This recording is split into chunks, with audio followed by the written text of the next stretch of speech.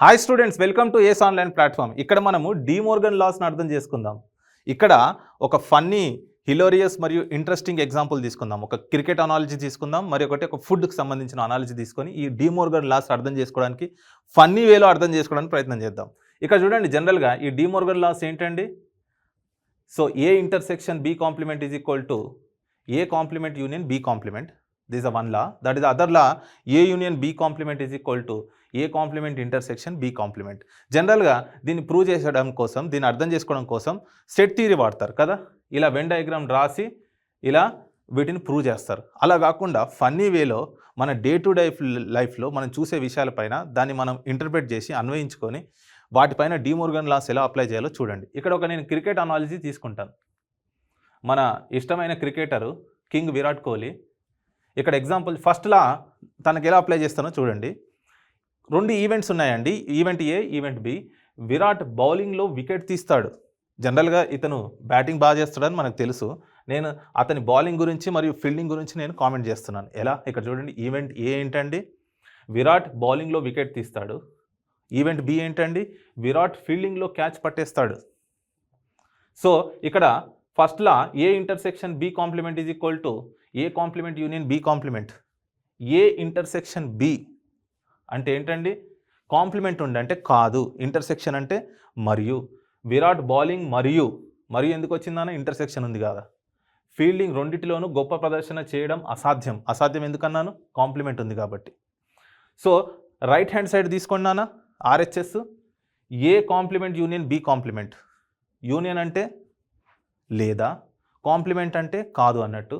So Virat బౌలింగ్లో విఫలమవుతాడు లేదా ఫీల్డింగ్లో విఫలమవుతాడు. ఈ రెండు స్టేట్మెంట్స్ సేమ్ అండి. ఒకసారి చదవండి. విరాట్ బౌలింగ్ మరియు ఫీల్డింగ్ రెండింటిలోనూ గొప్ప ప్రదర్శన చేయడం అసాధ్యం. రెండింటిలో చేయడు. రెండు కలిపి చేయకపోయినా, విడివిడిగా చేయకపోయినా చేయలేడు అతను. అది దాని మీనింగ్. ఈ రెండు స్టేట్మెంట్స్ సేమ్. ఒకసారి చూసుకోండి. ఇంకొక ఎగ్జాంపుల్ తీసుకున్నాం ఫస్ట్ లా పైనే. DJ Tillu, Osmania biscuit, Irani chai. ఒక ఫుడ్కి సంబంధించిన అనాలజీ తీసుకుందాం. ఇక్కడ చూడండి, A intersection B complement is equal to A complement union B complement. Event A నేను ఏమంటానండి? డీజే టిల్లు ఇరానీ చాయ్ తినడాన్ని ఆస్వాదిస్తాడు, అంటే ఇష్టపడతాడు. ఈవెంట్ బి ఏంటండి? డీజే టిల్లు ఉస్మానియా బిస్కెట్ తినడాన్ని ఆస్వాదిస్తాడు. అది ఇరానీ చాయ్, ఇది Osmania biscuit. So LHS A intersection B complement అంటే వాటిని రెండింటిని కలిపి తినడాన్ని ఇష్టపడడు. సో డీజే టిల్లు ఇరానీ చాయ్ మరియు ఎందుకు వచ్చిందన్న? ఇంటర్సెక్షన్ ఉంది కదా. ఉస్మానియా బిస్కెట్ రెండింటిని తినడం లేదు. అది దేనికి ఈక్వల్ అండి? A complement union B complement. DJ Tillu Irani chai తినడాన్ని ఆస్వాదించడం లేదు లేదా ఉస్మానియా బిస్కెట్ తినడాన్ని ఆస్వాదించడం లేదు. ఈ రెండు స్టేట్మెంట్స్ సేమ్ అండి. ఒకసారి జాగ్రత్తగా చదవండి మళ్ళొకసారి. సో ఇది ఫస్ట్ లా. సెకండ్ లా చూడండి నాన్న. సెకండ్ లా మళ్ళీ విరాట్ కోహ్లీ, కింగ్ విరాట్ కోహ్లీ తీసుకుందాం.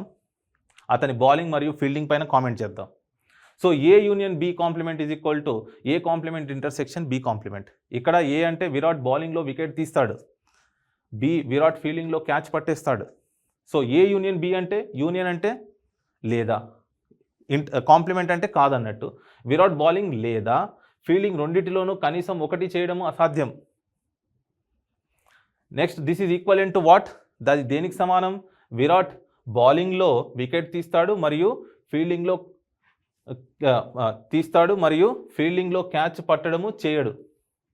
అతను వికెట్ తీయడము చేయడు, క్యాచ్ పట్టడము చేయడు.